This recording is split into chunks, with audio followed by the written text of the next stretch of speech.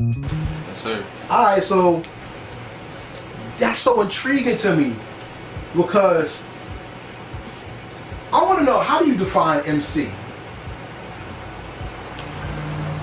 How do I define MC? You gotta have like the main elements of that we talk about in hip hop: flow, delivery. For me, you gotta have a little bit of consciousness. You gotta have a lot of substance. Not just good substance. You gotta have bad substance. I gotta relate both ways, to the good and the bad. So that's You know what I'm emotional depth you're talking about. Right. Yeah. Okay. I like to relate to music. Like I like to have fun, but I like to relate to music. You know, as a fan of Sour Boy, there's very few people I can say I'm a fan of.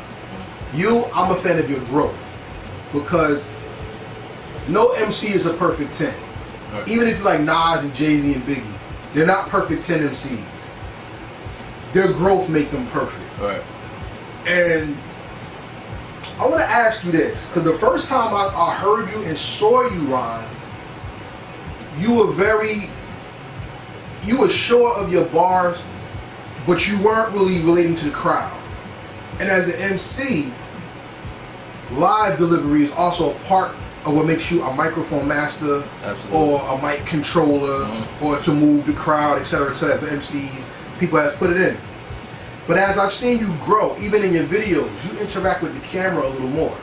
How important is it for you not only to be felt lyrically, but to also be locked in with your crowd, so they not only move to your every word, but they can move in sync with you while you rhyme? This is just a learning experience for me, like, because I didn't know how to perform, honestly. I'm just like any artist starting out. They don't know how to perform. They don't know how to, it's hard to remember all these lines, especially when you're a lyrical nigga. So, just people pushing me, like my manager Truth, Nice, people around me pushing me to like, nigga, remember your lines, do this shit right. And also, it's just like a high school kid, when his free throw percentage is bad, you gotta go up there and shoot 100 free throws. You gotta practice. But practice makes perfect, Right. and 5,000 hours in any certain thing makes you a genius. You spent over 5,000 hours or 50,000 hours in your chosen craft. If I had to talk to Sour Boy when you just started, with Sour Boy who's in front of me right now, what makes Sour Boy, what made him elevate, and what advice would he give to the younger Sour Boy? Oh man, that's a good question. What made me elevate is just learning experience, good and bad. Just things learning in the rap game, performing, meeting people, shaking hands, people telling you dope. You know what I'm saying? Because it means a lot to artists. I know, to me, myself, I speak for myself. It means a lot when people say you dope. So make you want to keep going, it drives you. So yeah, that's what, you know what I'm saying? That's what keeps me going in that. Sour Boy, you're dope. I'm telling you.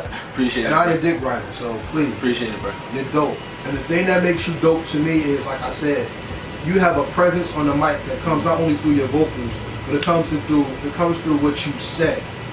So, one of the most important MCs ever, well, the most important MCs ever are the ones that can touch your heart. I mean, give me one of your favorite rappers, by chance. Off top, Jay-Z. Song Cry. Let's just start from there. That made Jay-Z. No matter how good the blueprint was, it wasn't until Jay-Z showed emotional depth. Right. As a single, Jay-Z became the next level of Jay-Z. Right. And that's both sides of the substance that I was talking about. The good sides and the bad side. Talk about it more. Yeah, you just gotta have both. You know, I mean, when you want to come out and you want people to relate to you both ways, you know what I'm saying? You gotta let them know, tell them stories about shit that you've been through. You know, I come up from North New Jersey, so I've been through the high school fights, selling weed, all type of shit. So I put it in my rhymes.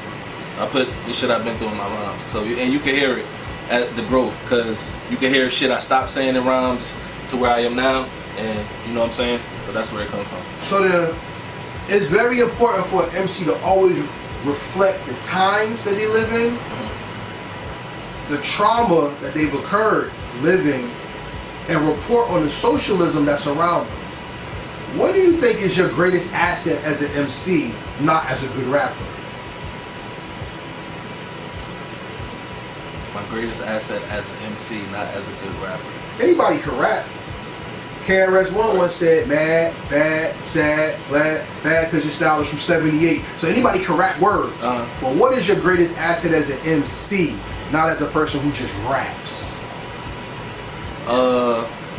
I think it's just the ability to, like, just because I got a real story to tell, you know what I'm saying? I've been through real shit.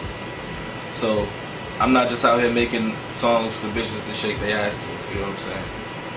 I got stories for people to relate to. Like, I've been through real problems that, you know, people have been through. You know what I'm saying? I want to put that in my songs and reach out, you know what I'm saying? Because a lot of times we just, you know what I'm saying, we don't put the shit out that people can relate to the most, and we need to start doing that as rappers and MCs.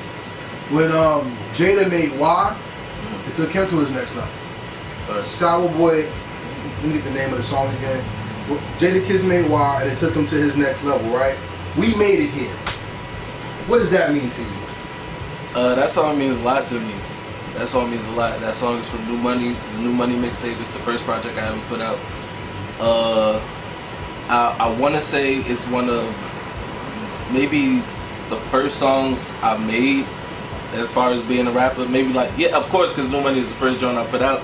But I think it was maybe like in the middle of when I started writing, for real. So it was like, I felt the impact as soon as I finished writing it. As soon as Truth recorded it in the crib on Sunset. You know what I'm saying? Up the stairs. You gotta take the stairs, man. You know what I'm saying? But yeah, I felt it, and I felt the reaction from people. So not the global reaction that I want, not yet, but I felt the reaction. And when you, because you know people will dub you and shit. People trolling out here. So if you whack, they gonna say you whack. If you nice, they gonna wait for another nigga to say you nice, and then they gonna say you nice. So when people reached out like, yo, I feel that, you feel me? I had a girl reach out like, yo, this is one of my favorite songs right now. I got it posted on my Instagram. So yeah, that song means a lot to me. That was your victory song to me, because there's a lot of people who rap but don't have presence. There's a lot of people who rap that don't have substance, and there's a lot of people with substance that don't have bars. Yeah, we always said that was like my victory song. Like that's something we can't do a video for right now. Like, nah, we gotta do that. You know what I'm saying? When like times is right. You know what I'm saying? So we don't want. Yeah, like that's something like it's a victory song. So I think the song is even deeper than your victory song though. That is a statement song. So like, you know how some rappers have songs in their catalogs that really you be like, yeah, that's their song. Right. That's your song. I gotta ask you this. What does it mean for you as a lyrical MC to make a song and not just be on a song?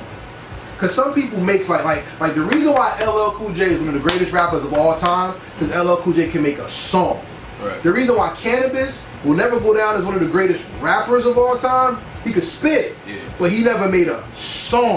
Because I think his best song was either Buckingham Palace or Second Round Knockout. But they're not really songs, they're battle rap. Right.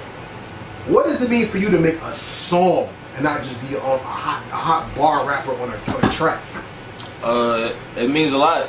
It means a lot because, you know, it was a learning experience, because I started out trying to be like on some like 90s rap, like trying, but I didn't have my own style. I had to develop it.